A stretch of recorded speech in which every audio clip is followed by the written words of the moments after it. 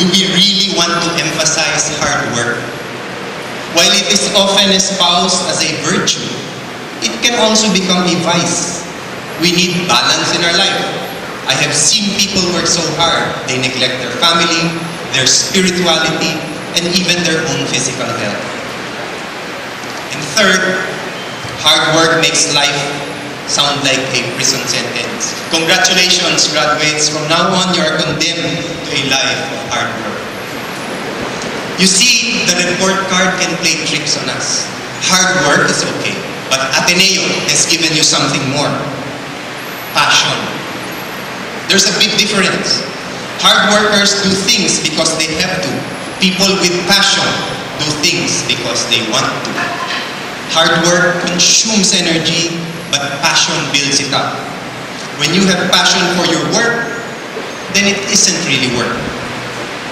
I have a suggestion for the faculty. Next year in the report cards, let's remove the column on effort. Instead, let's put a column on passion. Okay, diba?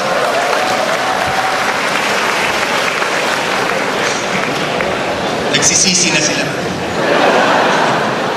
And then there's this third thing measured by your report card, the other column, conduct. Conduct is measured by the degree to which we conform to acceptable behavior. But there are two reasons why people don't conform. Either you're rebelling or simply misbehaving. On the surface, they look the same. They're both misconduct. But when you rebel, you're expressing a belief or fighting for a cause. When you misbehave, you are simply being obnoxious.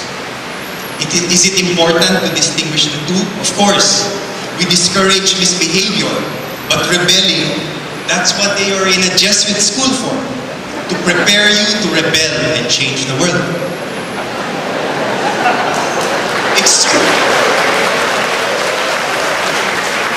Sometimes, it's not easy to tell the difference. When a student asserts his right to a hairstyle, is that misbehaving or rebelling? When he wears slippers to school because it is in fashion, is that misbehaving or rebelling? Do we listen to their views to distinguish the two?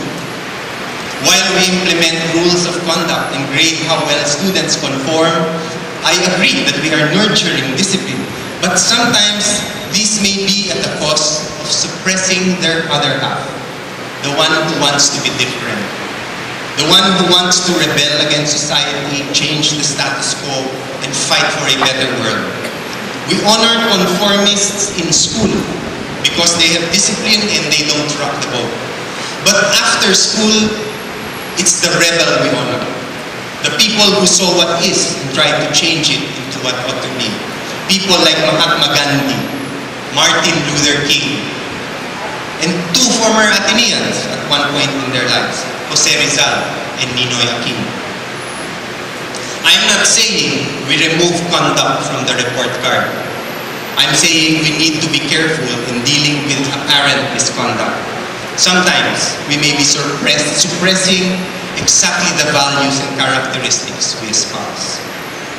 In summary, I've given you 3 reasons why you shouldn't believe the report card. It misses measuring the important things. Creativity and curiosity rather than knowledge per se. Passion for work rather than effort. And the desire to be different and change things rather than just proper conduct and good behavior. In fact, these lessons, which aren't in your report card, they are the ones my class thought would help you in the future. Hard workers will burn out, and you, because of your passion, will run circles around them. Knowledgeable people will land decent jobs earlier and get into good colleges because this is what most employers and colleges evaluate. But because you are curious and creative, you will soon fly past them in rank and file. The conformists will stagnate in the past, while the rebels like you will create the future. Jesuit history, after all, is a story of curiosity and creativity and passion. The early Jesuits were not bookish scholars. They were explorers. They were philosophers. They debated science and religion, and they charted the earth and the universe. And they were rebels too. They were suppressed from the Catholic Church by the Pope himself in the 1700s for many years. And this is worse than any post any of you had got while you were here. But the Jesuit order survived the storm, and believe me, you will too. The simple fact of the matter is that your education has brought you where you are now, and no report card has been invented that can measure the depth and breadth of what you have learned and what you have become in Ateneo. It doesn't matter if you receive the highest score or if you barely made it. Don't believe your report card. You are far better than what it says.